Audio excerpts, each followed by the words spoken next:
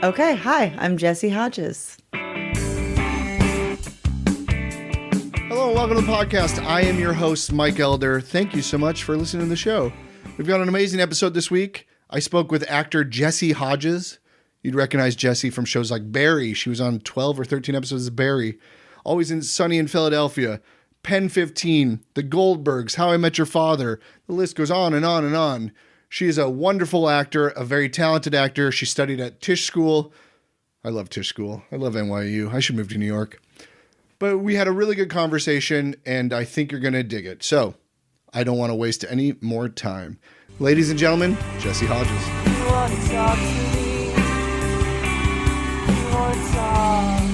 Hi, Jessy. Hi, Mike. Thank you for coming down. Thanks for having me. I'm so excited to talk to you. Me too. Have you done many podcasts?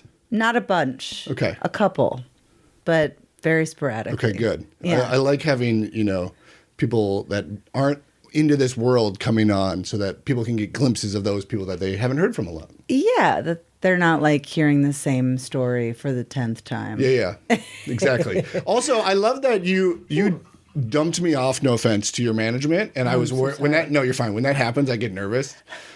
But you guys, they were very efficient over at Odenkirk. They made it happen quick. Normally, if I get dumped to a manager or a publicist, done. Oh, no, I'm not that busy. I was just it's not even about the person, letting them though. do their job. It's not even about the person, though. I think they just are like, what is this? We don't need to waste our person's time. No, my manager was like, yeah, he's interviewed a bunch of great people. You should do it. Yeah, I just had Brenda Jennings on, who's at Odenkirk. Yeah. How'd you end up at Odenkirk? Naomi Odenkirk obviously is a big comedy person. She is. And she doesn't just take anybody, obviously. No. And who knows if she really took me, but... well, what does that mean? Well, because my very beloved agent, Danielle Schoenberg, she was my agent for that name sounds familiar. a decade. She's also one of my best friend's older sister. So we have a deep, long connection. She saw my college showcase. Oh, cool. Yeah. She was my agent forever. And then just, I guess last year became a manager, and she moved to Odenkirk. And I came with her. Oh, got it. Yeah. You backdoored it. Yeah. But I guess Naomi could have said, no, not Jessy. Yeah. I wonder how involved they are at that point. I wonder if they say, bring all your people. We like you and your people, obviously. I think it's different. It depends on the place. Yeah. I bet I would think Odenkirk would be more like let their talent choose their talent, so to speak. Yeah. Do you talk to how often do you powwow with your management and agents? When I always question this because as green actors like me, I'm a green actor. I've been here 10 plus years, and I don't have anything to show for it. I can't believe that's true. Look at this podcast studio. Okay, that's very sweet, and I wasn't fishing, but we don't want to step on toes. But at what point do you even Matt Jones I interviewed yesterday, and he was like, I don't know if my agent watches my tape, and I'm like, you could ask. He's like, I could, but what's that gonna do? Yeah. But do you have power? When do you start having powwows with agents? Do you have them? Do you check in? With my manager, I for sure do. Yeah. And with my agents, I kind of do, depending. Also, I'm in this transition where my agent from forever just became my manager. So we're in a transitional moment. But yeah, I try to. And I also try to resist the urge to just reach out and connect for the sake of it, to make me feel like I'm doing something and wasting people's time. It's the same with the tape. Did you watch it? It's what is that going to get you? Even though I 1000% understand the impulse. You know what I mean? Yeah. I do think that there's something to being a squeaky wheel, to being just looping people in a lot. Hence looping people in even for this podcast. Yeah. I'm we're all working together, so let's all work together. But I'm also not trying to just create bullshit, create busy work, create I don't know. Does that make sense? Yeah. I struggle with the idea of wanting to be on the front of their mind. If my commercial agent has 200 clients, am I at the front of his mind? You know what I mean? And if I check in, even a book out, I consider a touch point and a check-in. It's not a powwow, but it's yeah. saying, hey, I'm still here. Totally. And then suddenly you get an audition right after you book out, obviously. But like, Yeah.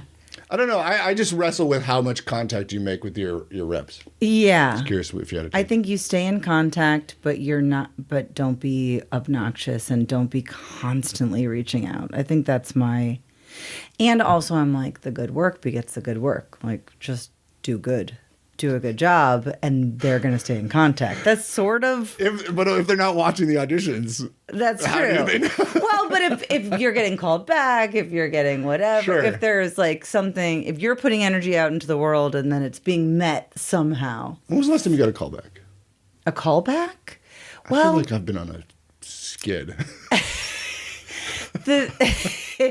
I mean, everything has changed so much. I know. I mean, it's been a bit. It's been a bit because lately it's been more like, I feel like it's been a lot more all or nothing. Like, I'm either doing something and it's clear and maybe there isn't even a callback, or it was an offer or something, or it's just like I'm not hearing to a degree that I'm like, what the hell? Because I feel like 5 or 10 years ago, it was like, my middle name was Callback. Like that was all I was doing with my life. And now things have shifted a bit. Well, it feels like they streamlined everything, including callbacks. Yes. Like, truthfully, I feel like... I do feel like it's maybe more meaningful now. Yeah. Like, now if someone's like, they're interested or they're sending your tape on or there's a whatever, it's like, oh, damn. Yeah, I would agree 1,000%.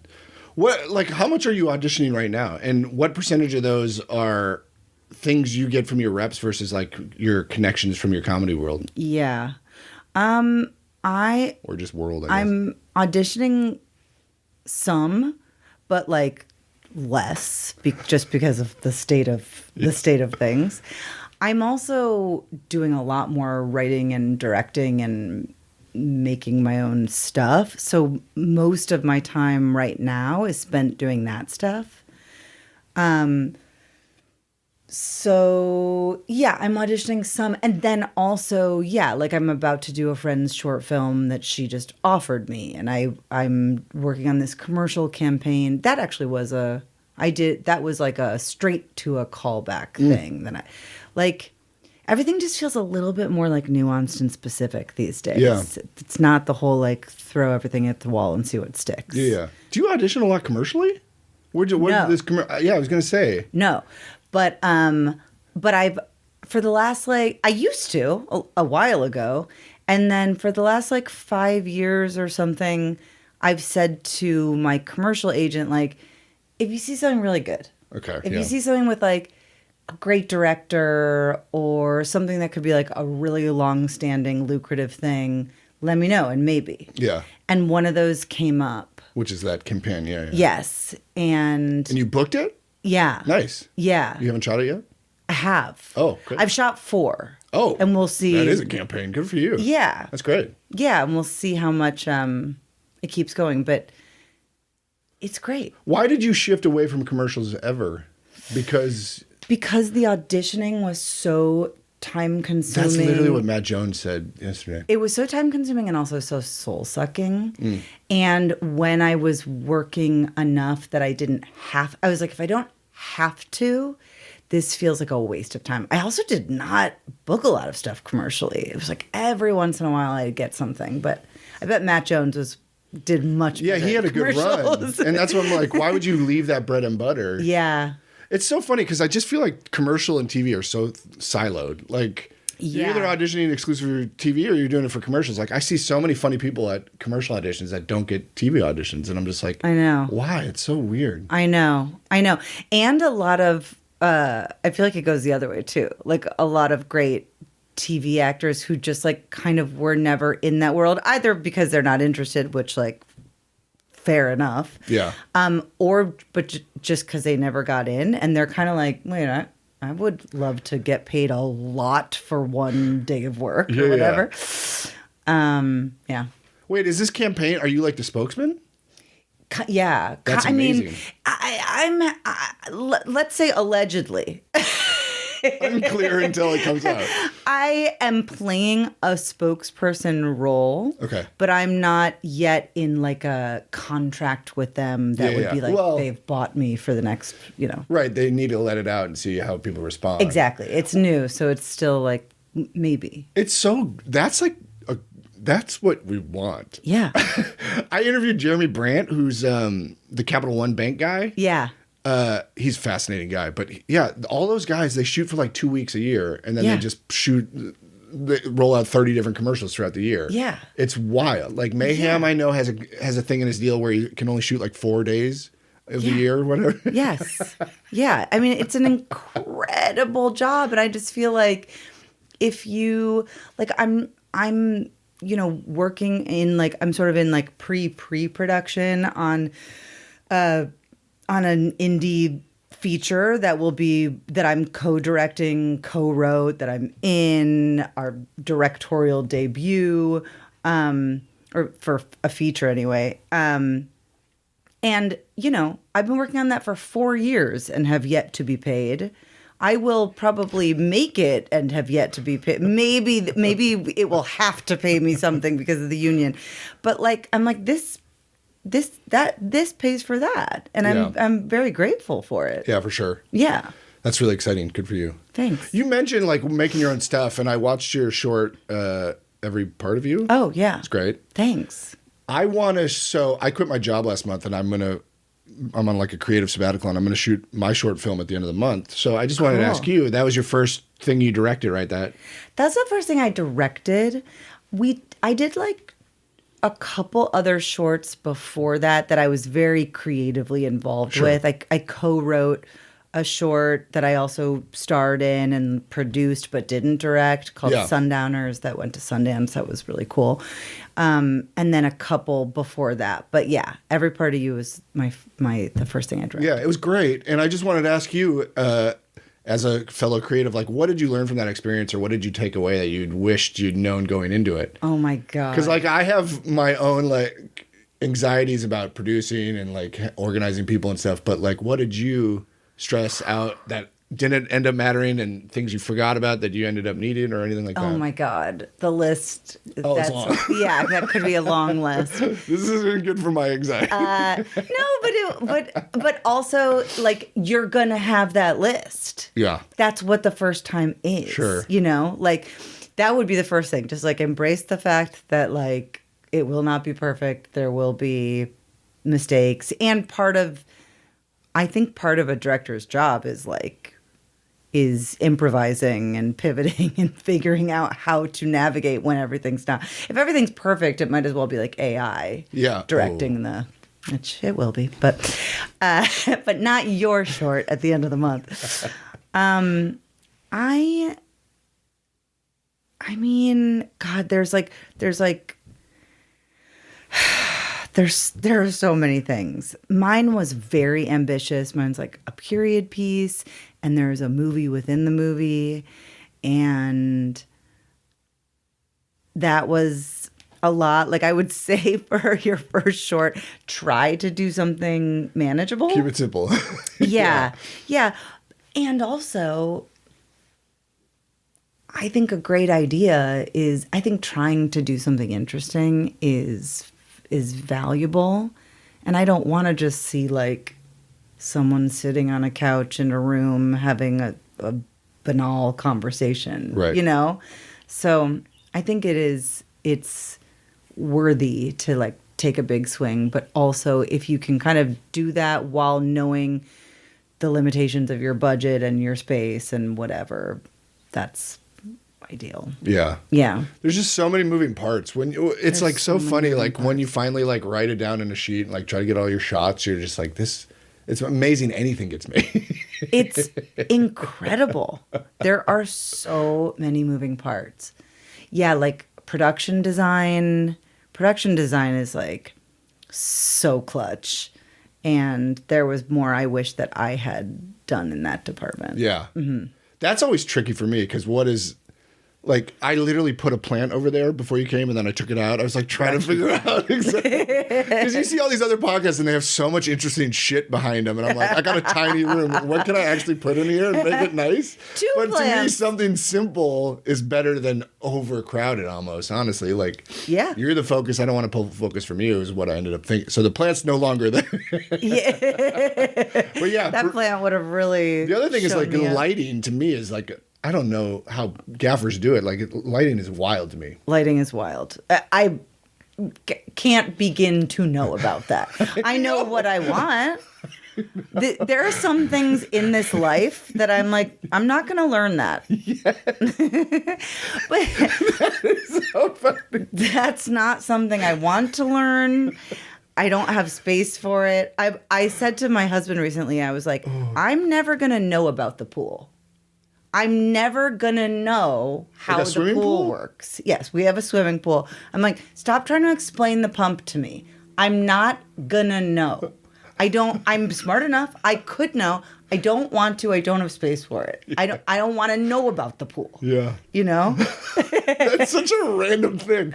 I've never thought of how a pool works. To me, I'm like, oh, you just put water in a hole. Oh, honey. But you got chlorine. You got pH. Oh, my God. That's hilarious. Yeah. Yeah. Oh, man. But you know what? To that end, I do feel like a big thing that I learned and really saw in action was like, trust people that you hire. Hire people that you trust. Yeah. And then trust the people you hire, because you don't know about lighting. And you actually shouldn't. That's not your job. You're not the gaffer. Right. You should have a sense of what you're looking for, and then they will show you how to implement that. Yeah. You know? I think people forget to trust the people they hire. I agree 1,000%, and that's a great reminder. It's like, you know what you don't know, and that's why you bring in these people, and it's a creative process. We're all here together. It's not just me. Yes. But I think I come from the side of, it's like, look, I'm the producer, writer, booker, everything for this podcast, lighter, everything, production, design. So all my self-tapes are on that wall. I'm the editor for that, the lighter for the self-tape. You know what I mean? So like, we're in this place now where we are asked to do so much. It's true. And I just am from that world where I don't even want to ask for help. I'm at the point now on my self-tapes where I run my lines with AI. I literally put the script in, and once my line's done, they read the other line, and it's like so much easier than calling a friend and being like, are you available in 30 minutes to help me with this? Well, you know what I've done from the beginning of time? Record them yourself? Yeah.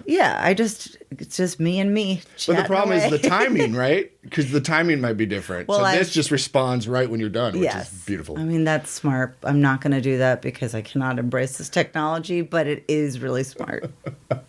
Let's talk about that. I actually had an AI written down because I'm kind of scared of it. I'm not your lady. That's like the pool. Like, I don't know. Well, it seems you don't want it to help.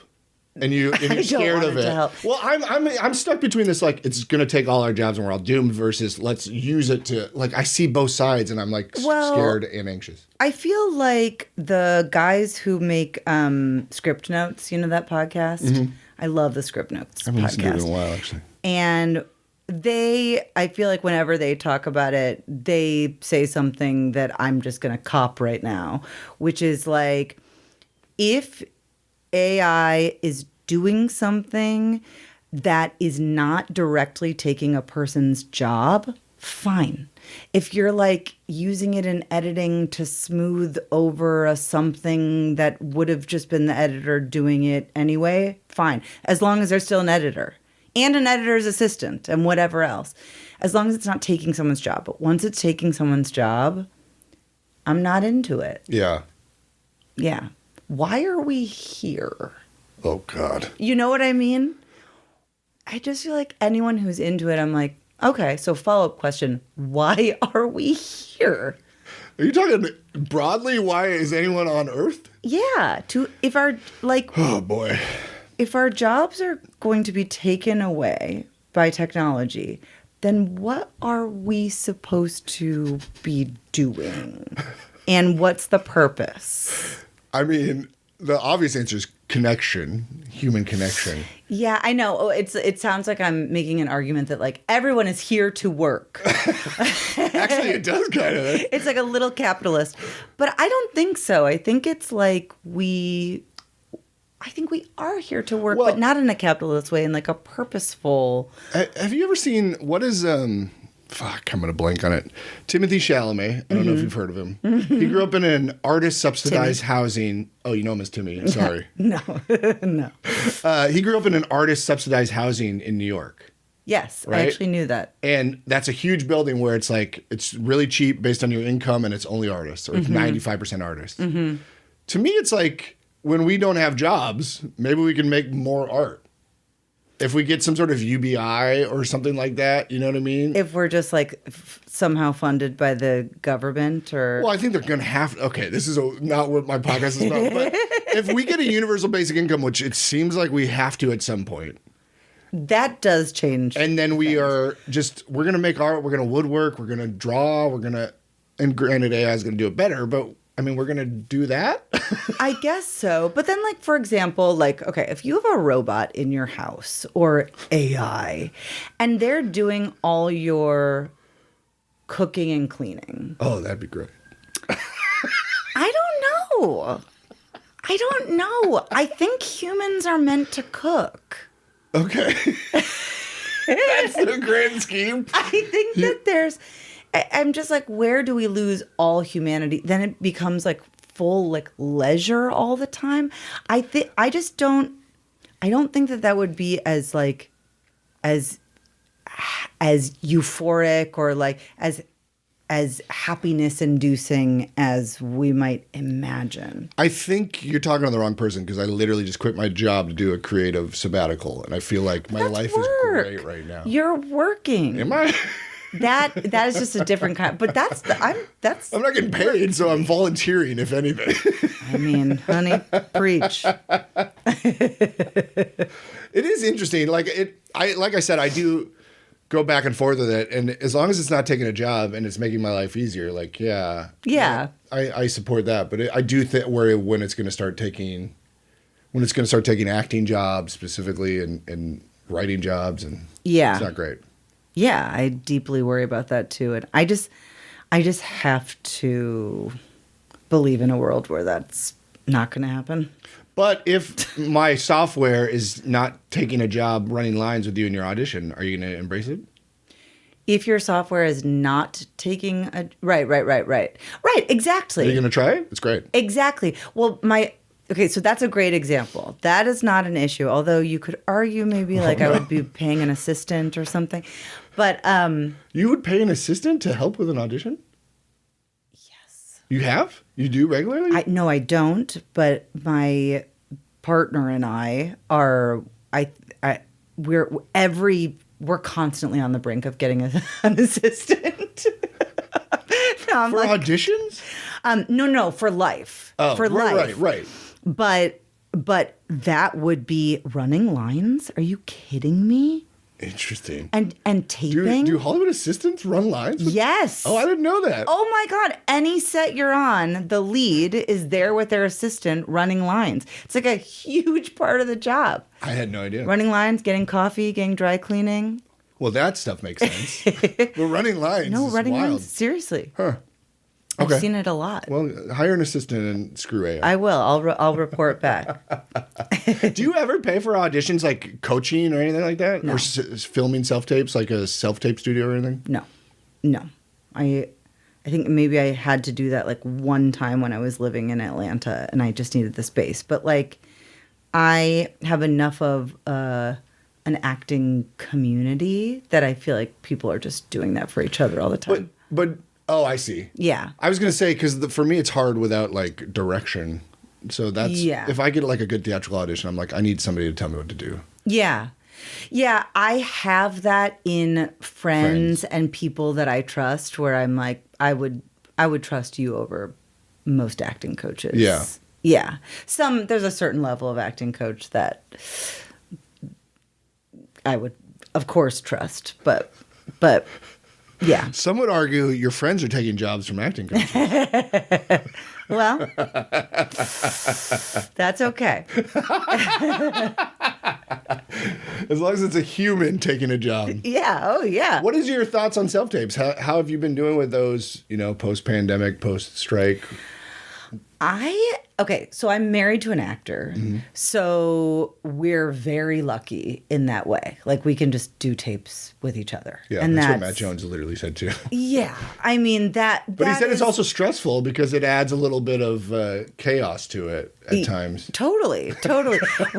We've been together so long, I feel like we've pretty much like nailed our system. But in the beginning, I remember being like, "You're judging me.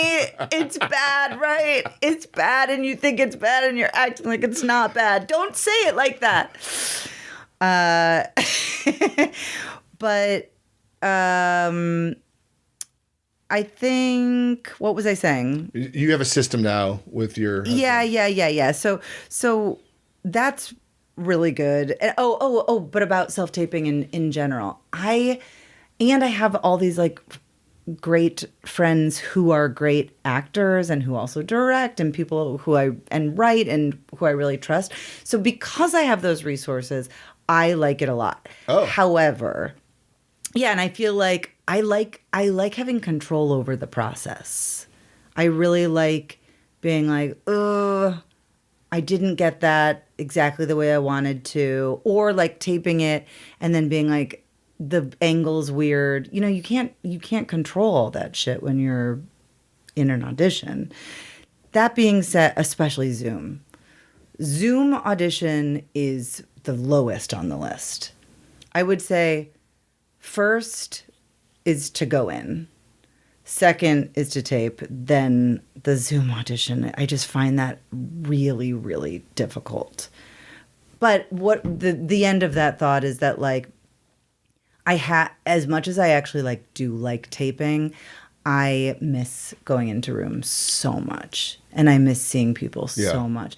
I didn't realize that those girls who were like intimidating me in my early 20s in the waiting room were actually going to like be my community and people who I would genuinely look forward to seeing, And I miss that a lot.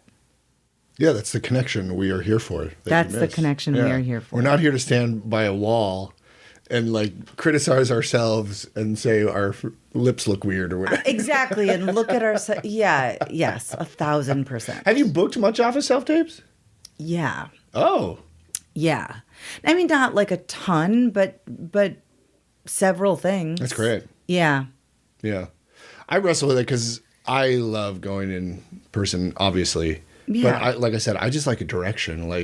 And I like you don't necessarily get feedback in the room, but you do. You can read the room and be like, okay, that felt good. Totally. In a self-tape, you're like, whoop, where'd it go? Yeah, and you can ask questions. It's almost like a Snapchat. It's like gone, and you're like, okay. Exactly. Right. Well, I don't like that. I mean, truly. Yeah. Yeah, the not getting direction part. Sometimes I'm like pretty sure I know exactly what this is, but sometimes you're like, I don't know the tone of this at all. And it's really a tone thing, even more than like a character thing. Sometimes it's a character thing too, but tone, it's like, what world are we living in? Yeah, it's hard. Yeah. I only audition for almost exclusively like 1 or 2 line things. Yeah. And it's so hard on a self-tape because I'm like, you don't want to overdo it. Like I just had one for Euphoria and it was like, pull up there. Oh, God. My slate was longer than my 2 takes audition. You know what? And it's like, what am I doing right now? And that's so hard. That's not just so hard on the taping, but that's so hard on the day too. Oh yeah. I feel like I've always said, but I've heard other people say this too. Like the person with the hardest job on set is the person who's like, here's your coffee, Mr. Smith. 1,000%. That is so hard. Yeah. Ugh. It's brutal. Yeah. But then with that, you like send it off and you're like, what? But also you're tempted to do like 10 takes because you're like, how much variation can I put on this? I want to try. Yeah, I want to put a little pizzazz. Do you have any ways you stand out or try to stand out in self-tapes? Lately, I've heard some interesting things, and I'm curious. Yeah, I I heard a casting director recently. I feel like my Instagram has finally figured out that I'm an actor, like the algorithm. Oh, are they clips from my podcast? Maybe. Oh. Maybe. Who was it? Well, it was a casting director. It was like I was getting fed, casting stuff, and it was a casting director basically saying like, try to make the try to do something interesting in the first 15 to 30 seconds of the tape. And I don't know. On the one hand, there's like a puritanical part of me that's like, that's not acting. That is not script analysis. That's not character analysis. That's not that's the last thing that anyone should be thinking about. They should be thinking about how to do this authentically and well. And yet, I understand that if you're saying park over there in one episode of Euphoria, you're not doing a bunch of script analysis. And there is a very practical, they're going through hundreds of tapes. This isn't Chekhov's Russia. We are where we are, unfortunately. Right. So I do think that's interesting, but it it probably leads to so many insane. Probably leads to people starting off their tapes okay, park over there, Mr. Jones, and you're like, why did she do 19 things? But I don't know. I don't know if I have actually implemented that advice at all, but I have thought about that advice. Yeah. I don't know if there's anything I do to... It's tough because that's I'm a rule follower, and I've said this in the last few podcasts, but it's becoming clear, to your point a little bit, that we have to do more than just sit there and do the scene and let the character develop. And they want you to film more and more in commercials. They want you to use your environment and film it. You know what I mean? And it's just so I'm just I want to follow the rules and be in my square with a gray background. But how do you stand out in that when everyone else is going out and actually shooting the thing or... Right. Oh, God. It's tough. Yeah, I don't know about that with using your environment. I haven't had that experience at all. I'm just against a big backdrop too. But I think us actors are doing us a disservice if we're giving away more of the stuff. We're already editing this. We're already to 1,000%. Nobody's on the same team. It feels like at times, which sucks because. Yeah, I'm no, but I do think one of the things that I always a sort of guiding principle making tapes is if I find myself trying to do something or trying to be something that is where I'm pushing that doesn't feel like an authentic extension of myself as this character, I'm always they'll find her. If they need the funniest woman in the world, they'll find her. She's not me. If they need the hottest person on this planet, they'll find her. She's not me. Mike's available. Call Mike. I try to remind myself all I can sell is what I'm selling. Yeah, that's healthy. Does that make sense? But it also might discount you a little bit. To somebody, you're the hottest person in the world, and you're the funniest person in the world, probably, right? Well, and then they will. It's really just a reminder to not be trying to do what anyone, only to try to do what I do the best. Not to be trying to reach for what someone else does. That's good advice. You mentioned acting theory, and I know you went to Tisch, specifically a weird one, right? It was experimental or something. Yeah, a weird one. Well, I've had so many Tisch people on this podcast. What were we doing for experimental? Was it experimental theater? The experimental theater wing. What are you doing what wild, crazy things are you getting up to in there? Yeah, Speaking a lot of dramatic choices in the first 15 seconds. Yeah, honestly. Okay, so ETW is... Oh, ETW. ETW. Wait, experimental theater. Wing. Wing. Oh, you had a wing. I was part of a wing. I was a member of a wing for 4 years. Wow. Okay, so basically the approach there, it's the only studio at NYU that's like a melting pot. It's putting together, it pieces together a lot of different sort of acting styles and approaches and theories. Whereas like Adler is Adler, which comes from Stanislavski, and Meisner is Meisner, and whatever. Atlantic is... What is Atlantic? Atlantic is like Mammoth, that also like Stanislavski based, I think. Totally. Strasbourg, same thing.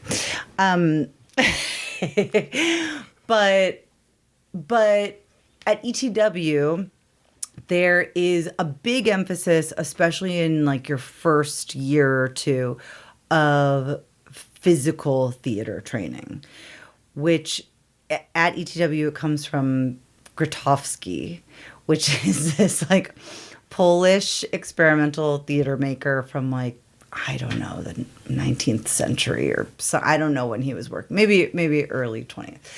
But he did a lot of like exercises, like plastiques and these like animal exercises, whatever. But I think the basis of it is essentially like trying to, well, maybe it's like a 2-tier thing, trying to sort of bring you back to the body and sort of rid you of like all the weird habits and mannerisms that we have all, come up with, or that sort of happens to us throughout our lives. So becoming like a blank slate a little bit, but also a highly attuned body, because the body, I feel like it's like the body keeps the score in trauma work. It's like the body is responding first and then the brain. So to have this like receptive, reactive vessel. But then also there's a lot of work around, they call it like inside out work, which is basically like, what if I started crying? Like I started to do all the things you do when you cry, which is like you go like that and your face kind of frowns and you start doing.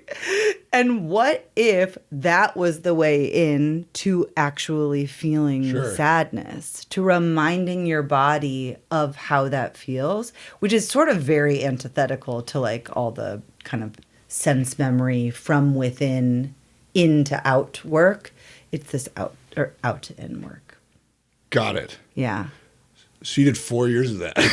So I would say, I feel like that would be like a mind fuck a little bit. It is a and mind like, fuck. Were you manifesting that into like, were you putting up shows at all?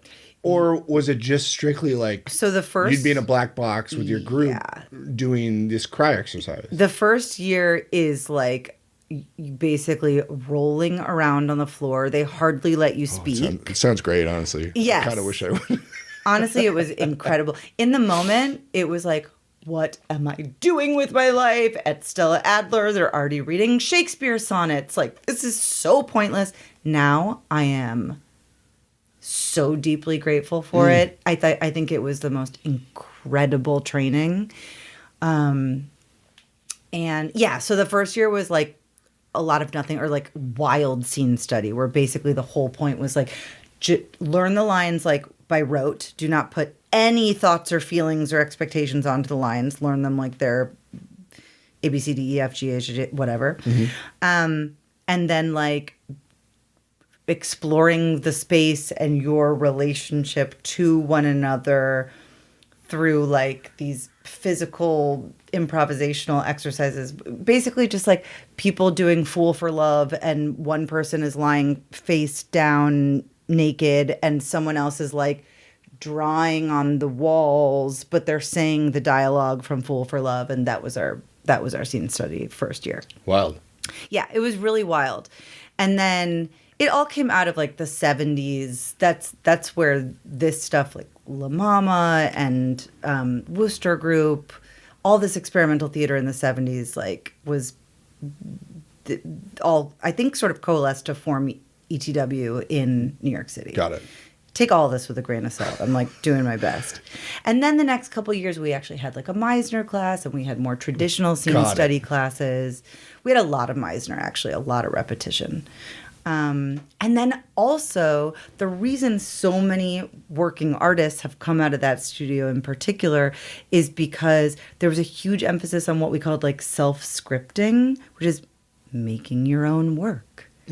And little did we know that we were sort of like at the precipice of that becoming everything. Yeah. But there was like a lot of self-scripting, a lot of choreography, a lot of, clowning. I love that. Were you, so I've interviewed a lot of Tisch people. I said, and I feel like, was that just like then an 8 to 5 where you were with the same 30 people for 4 years and it was just you'd show up at 8 and leave at 5 basically? It wasn't like you had classes. It was like... Essentially, it was like 9 to 5. And I think in the morning we had 2 classes and in the afternoon we had 1. So it was 3 long classes. And there were like, we were a class of 30 that was divided into 2 groups. So I was with like 15 people.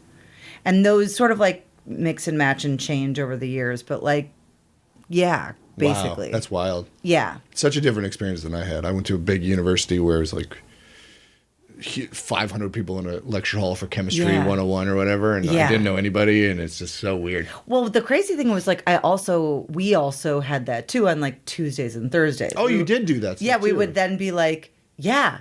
So our studio, the whole thing about the BFA program I guess any BFA program is you actually have to take humanities I didn't and realize science you did classes. That. Oh, okay. Yeah, like at Juilliard, I think you don't get a BFA at the conservatories because you're not taking math or science or English or whatever. So yeah, on Tuesdays and Thursdays, we would go have like regular general NYU classes, and it would be like, oh, college. Okay. Weird. Did you have to ever do anything in public? I remember Nelson Franklin told me he had to pretend to be like a giraffe in Bryant Park, and he was like, what am I doing with my life? Yes, exactly. But he had a great time, I think. Yeah. We had to do, was Nelson in ETW? Maybe for a period. Yeah. We had to do shit like that all the time. Invisible theater, finding theater. What's invisible theater? Like, it's like, what do they call it? Like a, like, well, I was going to compare it to like a dance mob. What are those things called where you... Flash mob. Flash mob, yeah. It's kind of like that where there will be people like staged. I see. Like you're in Washington Square Park or something. Cool. And you just think you're a normal person walking through the park with a coffee, and you notice, oh, that person's doing something interesting over there. And then you walk a little further and you're like, what is that? And then you realize those two things are connected. And then you realize, oh, I'm kind of standing in the middle of a performance that's happening. Oh, that's fun. Yeah. That's cool. It's kind of like the rehearsal. Maybe. Nathan Could Fielder be cool. Style. Yes, exactly. Interesting. How let me ask you this, because were you like growing up doing musical theater and stuff? Because like I aspired to, like in retrospect, I'm like, I wish I went to a fun school like Tisch, but it wasn't even on my radar in high school. I just went to the state university where everyone else went, and I didn't even think twice about it. And you're from like Michigan, so like, how did you like even know Tisch was an option?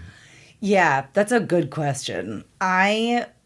So my mom was an actor. Oh, okay. And but never really in, like, she never moved to New York or LA. She did some professional theater in the Detroit area, and she did some professional stuff, but I more mean like spiritually she was an actor. Like, that was really like the vocabulary in our house was like performance and watching stuff and laughing. Like, I just felt like I was raised by an actor, and like I was acting and performing kind of all the time from a really young age. And then I got involved with like local community theater or whatever. Not like, I wasn't like working, but just local stuff. And then started to do, and then I went to Interlochen Arts Camp, which is an incredible arts camp where things got like a little more serious. And then in high school I was still doing theater, but like it was only when it was time for college that I was like, okay, I guess I should decide if I'm going to major in this or not. And I actually I always think back on this. I had this really memorable conversation with an older girl. I was like a junior and she was a senior and she was a friend of mine. And she was like, so what are you thinking? What are you going to do for college? And I was like, I don't know, maybe like hopefully University of Michigan or, right, see? Yeah. You know, which is a great school. And she was like, I went to Minnesota.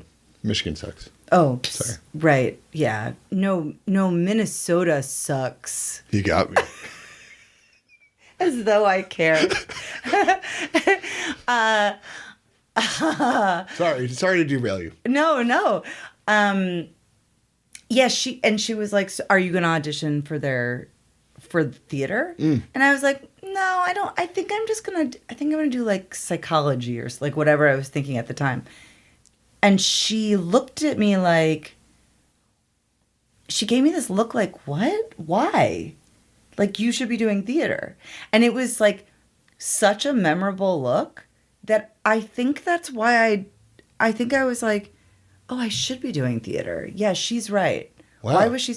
Yeah, it was like, you know, I just feel like when you're 17. You don't know anything, man. Yeah, and you can have these tiny conversations with people or tiny exchanges that can change your life. 1000%. So I like told my mom that I wanted to audition for schools. And then I think she like looked in a book that she bought at Barnes and Noble. It's like, what are the theater schools? And I wasn't allowed to go to the West Coast, but I could go East Coast stuff.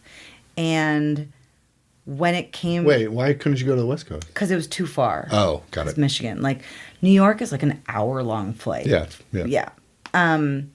So when it came time to audition for NYU, my mom was like, I read about this thing called early decision where if you go or if you get in, you have to go, but it also gives you a better chance of getting in. And I was like, oh, but it like binds you to that. She was like, yeah, but if you get into NYU, you're going to go, right? And I was like, I guess that's a good point. So I did that and then literally knew I was going there by like November or December. Oh, like really amazing. Early. That's very cool. Yeah. I was like the first person in my grade who knew where they were going. That's very cool. Yeah. Yeah, it is funny how like my friend's dad was a civil engineer and it seemed cool. So I was like, okay, I'll be a civil engineer. That was it. Right. And I studied civil engineering and I've never really used it. Oh and my it's God. like, what a bad decision because of a whim or whatever. Yeah. I wanted to ask you about Indebted. Yes. Because, by the way, I tried to watch it last night. It's not available. But I wanted to ask you because, and for those that don't know, it went one season right around COVID, right? Like, and then it got canceled. But you were a series regular. Mm-hmm. You achieved what I consider, the pinnacle. Everyone wants a TV show, right? To be a series regular. To me, that's the goal. Matt Jones disagreed with me last night. But to me, it's like you want to do a series regular for like 6 seasons and then never work again. But I realize the pay is a little different now. But that's like the dream, I feel like, right? Yeah. So especially with the security. Right. That's what I'm saying. Yeah. And it's like a great schedule or whatever. What was that like? Like you got there, you got a taste of that. I don't know if that's your dream or whatever, but like it's a big step to become a series regular on a network TV show. Yeah. And I had actually already done, that wasn't the first time. Oh. But I did a one? show called Hindsight on VH1. Oh. That, yeah.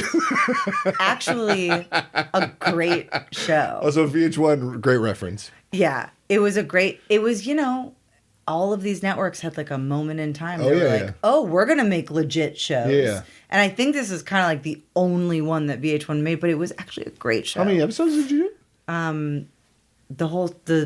Whatever the season was, like 10. Oh, okay. I didn't realize that. Okay. Yeah. Yeah. Well, then you did it twice. Great. You know. Yeah. Yeah.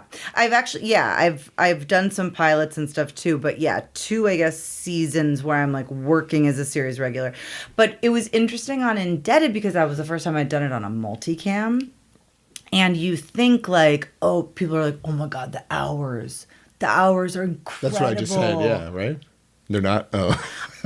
I mean, the thing is, like, you're not going to shoot a 16 or 18-hour day, which, like, happens on single camera shows, Right. for sure. And when that happens, you are like, what am I doing with my life? Like, that's so crazy. But you typically, unless you're like number one, you get a lot of days off too. On multicams, you don't get any days off. You are working basically every day from 9 to 6 or whatever, which then when you're commuting from the east side to Culver City, where you're shooting at Sony, that meant like an hour and a half commute both ways. So I was working every day from like, 7:30 That's or whatever. that's where you need your assistant to drive you. Yes. So it was like, it felt like it was like a 6 a.m. to an 8 p.m. job. Okay. So it was, which, look, I understand a lot of people do that all the time, but it was a lot, and this was amazing. I would love to do this again, but it's very high pressure. It really does. A multicam sort of like melds theater and TV because it's so much live performance. We were performing for a live audience on Fridays. So throughout the week, it would be like the table read. It would be like the studio table read, the network table read. Then it would be the production run through, the studio run through, the network run through. And all of those are like big adrenalized performance opportunities where you are very well aware of the fact that, like, if you don't land a joke, if you don't land a moment, if you're off your game, it will get cut, and your lines will be given to someone else. The scene will be cut, whatever. You are like fighting for your, presence. So it was really, it was just really intense from a work standpoint, and I also loved every second of it. Yeah. It was really hard, and I loved it, but it wasn't like easy. Yeah. Well, I wouldn't expect it to be easy. Yeah. I wasn't trying to say that. My question, I guess, was like, when you get that, are you grateful that you got the opportunity, or are you really bummed that you only got one season? I guess is where I was going with that. Is like, no, I'm so grateful I had the opportunity. I am also bummed. Right. You can be both. Yeah. I'm also bummed that it didn't go, which was, I really think in that case, a matter of timing. It was airing as COVID was hitting. It was like, oh God. No, I mean, sorry, but like with the state of the industry now, and as it's been for the last at least 5 years, if not 10, I feel grateful anytime I'm working. Yeah. I really do. And I have no expectation of something going for a second season.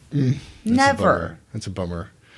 Yeah. No, I just have been burned too many times. It's just such a bummer because, like, hearing that, it's like, and I told this to Matt, I'm like, when I see somebody that's so far ahead of where I'm at and they're just like not necessarily optimistic, it's like, where does that leave me? It's not that I'm not optimistic. It's just that I think it has changed the look of it and what success looks like. It's just those 90s sitcoms or early aught sitcoms that ran for 7 seasons. It's just like that now is like truly like needle in a haystack. It's one in a bazillion, you know? So I have no expectation of that anymore. Whereas I feel like it used to be like there was an expectation that, or a reasonable expectation that the show, if it did well, would run for a couple seasons. Even that now. But I feel like that's why everyone is diversifying and doing other stuff, and also like work podcasts, working in other ways to sort of like build a career. Yeah, it's wild. You have to almost be a multi-hyphenate, even if it's just a day job now. Like, I feel like it's just so hard to. Yeah, I survive. Agree. Even if you can do it monetarily, from a mental health standpoint, I'm like, even very successful actors who are working all the time, I don't mean like A-list, but But people who work all the time, get paid well, there are still, at bare minimum, months and months and months where they're sitting around with nothing to do. Yeah. So you got to figure out something, whether it's like building furniture or Yeah. Well, we need artists subsidize something. Yeah. I don't know how we do it, though. Yeah. We're almost to an hour. My last question is always, who took a chance on you? Oh, that's so nice. I mean, I get the first person who came to mind was my manager, Danielle. Danielle has been with me. She literally saw me in a very embarrassing musical theater showcase. Where you were working inside out and Yes. trying to... I sang 2 songs. But she recommended, before she was an agent, she recommended me to my first agent. She's just like looked out for me. And we have now worked together in so many different capacities. And I can't imagine my career without her. That's awesome. Yeah. Beautiful. It's important to have somebody like that. And it's great you stayed with her so long. Yeah. It's been an amazing relationship. You guys similar ages? She's like... Was she starting at the she's same like time? one of my best friend's older sisters. So she's like the Oh, right. Yeah. equivalent Okay. of- So she was Yeah. kind of in the same... That's great. She was. Yes, exactly. We've been able to like grow together, Yeah. which is really, really nice. Yeah. I mean, that also goes back to what I was saying about like talking to your reps. Like if you're in the same ilk, is that a term? Yeah. If you're in the same Yeah. that, I feel like it's a lot easier to talk to them Totally. than if they're Then 40 years older than you. Right. You're like, we don't have a lot in common. With the weather. Yeah, exactly. Yeah, no, that's it's nice to have someone who's young and hungry working for you. I always think that's a good rule of thumb. Yeah, I agree. Yeah. Jessy, this was a pleasure. Yeah, thank you so much. Of course. Thank you for doing it. Can't believe it's already been an hour. Yeah, it's 58 minutes. Wow. You get a tail slate now. Bye, I'm Jessy Hodges. Okay.